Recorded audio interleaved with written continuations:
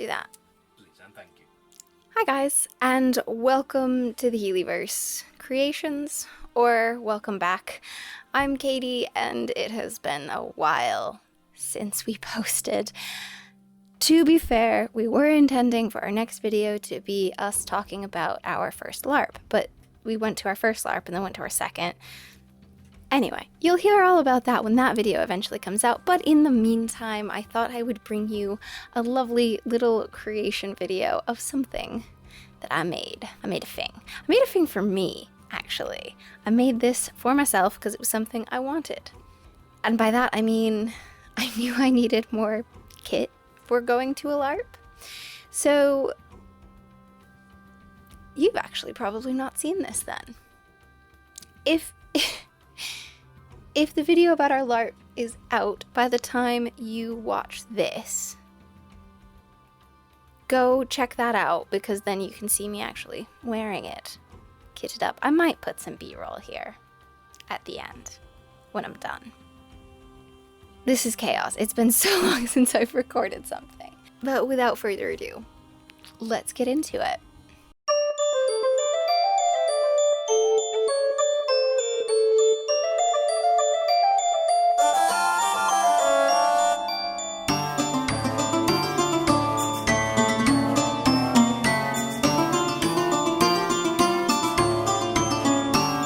Today, well no, months ago, I made this.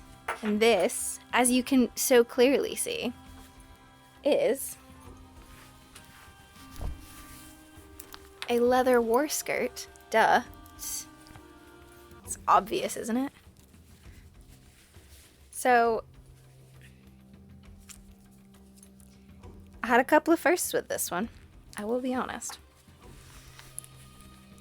It's a leather war skirt. Look at that. Look how nifty and cool and two-toned and like overlappy it is. So this one was a really simple make, mainly because I already had the leather. It was already dyed these really cool colors. I already liked the colors. How I ended up coming up with this, I essentially, in the vein of the leather jerkin that I made for Matt, which, if you've not seen it, what are you doing? It's one of our most viewed videos. Oh wait. Anyway, in the vein of making things with dyed chamois leather, we had these that we'd already dyed. These red ones that we ended up not using because we weren't 100% sure what we were going to do with them, but we really liked these tones of red. I really like this color. I think this one's actually two colors dyed over each other. I love it because the red was very red, and then I think we did a gray over the top, and that it gave us this beautiful, like, I don't know, almost purpley wine colored. Anyway, so essentially one day I picked up these two pieces of leather and I kind of held them up against myself and was like, huh, I could turn this into a battle skirt. And by gum, I sure did, didn't I?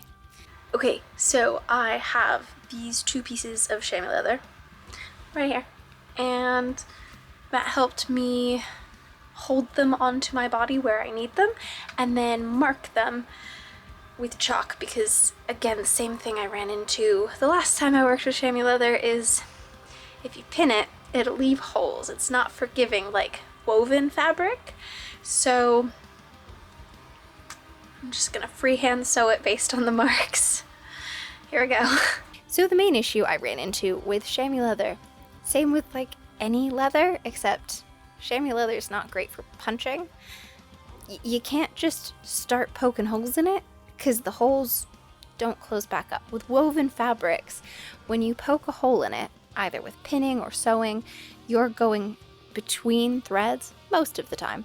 Whereas with leather, you poke a hole, that hole exists. Now, it's not going to close back up. There are no woven fibers. So, I had to essentially hold the fabric up to myself, have Matt mark it out where the leather needed to line up to, and then I just hand sewed it. And that is the most time consuming bit of the whole thing.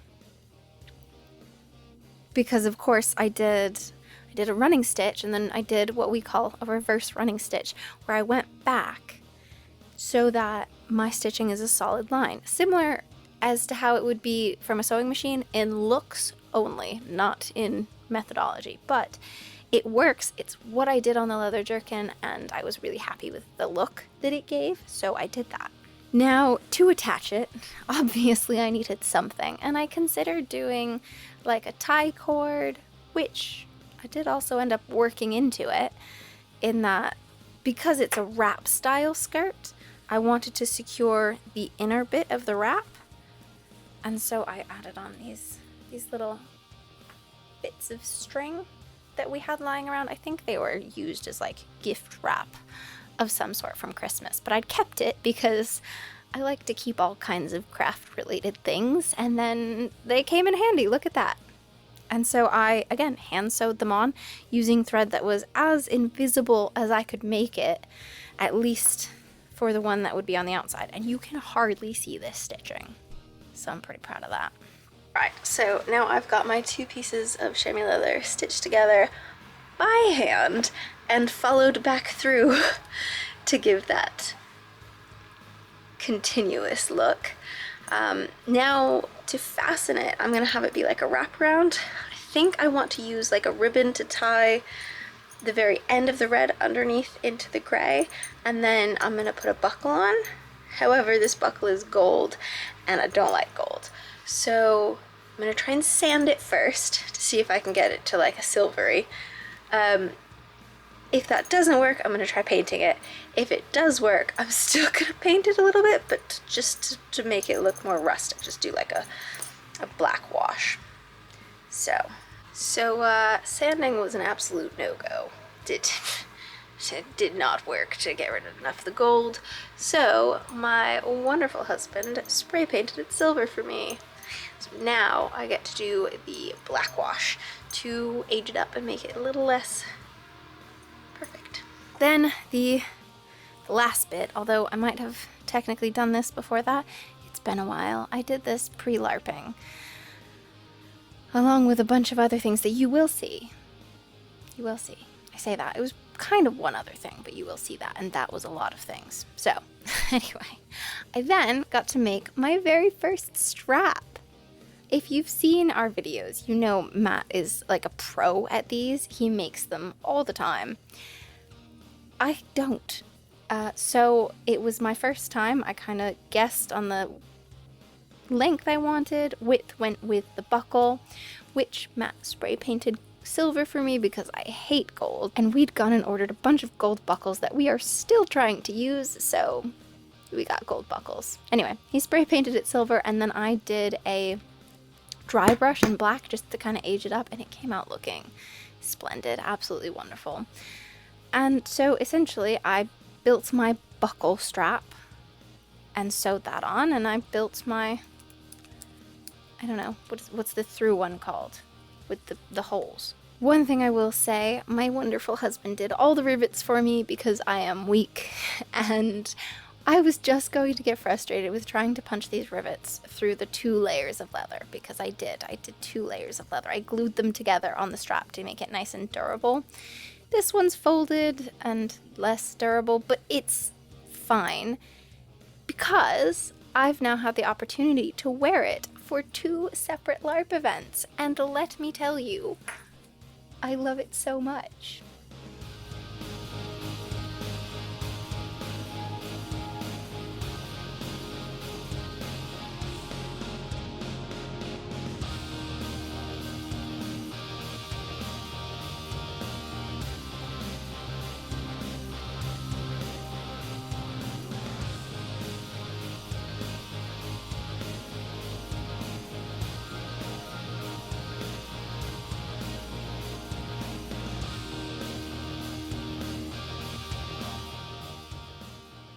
And there it is, it's done. I couldn't really film sewing the buckle on as much because it was was really fiddly and I had to like keep moving. It was a lot. So I didn't do that, but obviously there it is. And my husband, amazing person that he is, I love him so much. He did both punching the holes and doing the rivets for me because they're something he's done a million times at this point, and this is the first strap I've ever made, and like pretty proud of myself for the like 80% of the work that I did.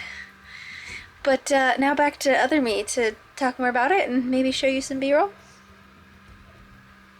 Go on. Go. So at this point, it should be done. You should have seen everything that I did to it. And I think it's maybe time for some B-roll, potentially even from one of those LARP events. If, you know, because seeing it actually on me is way cooler than just footage of a static thing in place. So, hit it.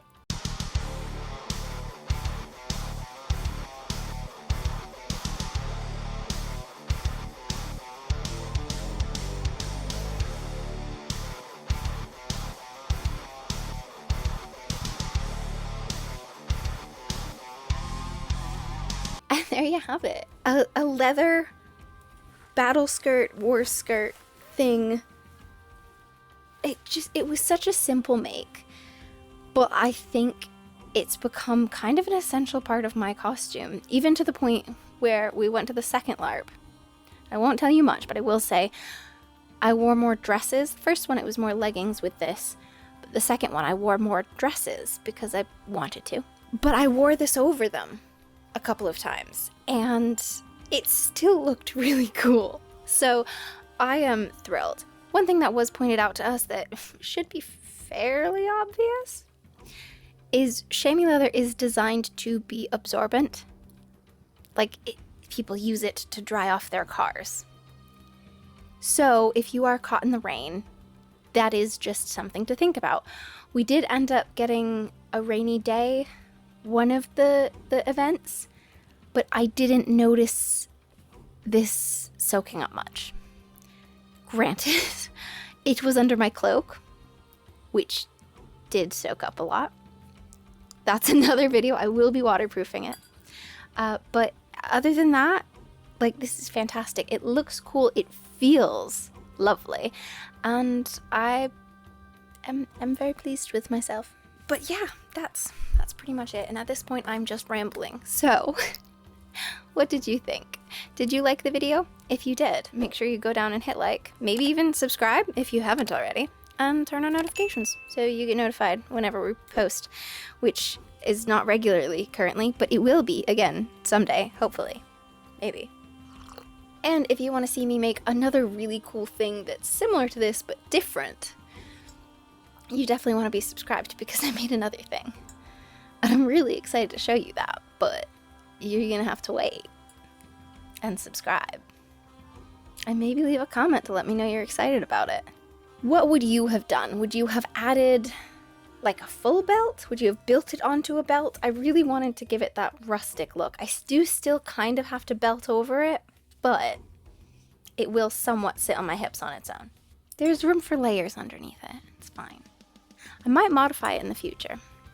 And if I do, is that a video you'd want to watch? I'm leaving it. That's it. That's all I have for you today. I do hope you did enjoy it. If you've made it this far in the video, thank you so much for watching. If you want to support the channel more than just a like or a subscribe, we do have a Patreon, and that is exclusively for crafting supplies. Things like leather and thread and sewing supplies and fabrics and anything we can be crafty with. If you did want to support through that, it is linked in the description. And if you are into any kind of nerdy stuff, I might be wearing a Star Wars shirt. We have a second channel called The Lore Dimension. We talk about lore over there. So maybe go check it out. Totally up to you, but like, I think you should. The rabbit thinks you should, so. And with that, I will see you in the next video. Who knows what that could be. Oops. And we'd gone and ordered a bunch of gold buckles that were still... was just gonna get frustrated with trying to punch these rivets. Frogs. With legs, and maybe if you weren't in the way. My fault for being right-handed. Anyway. Like and subscribe already, damn it.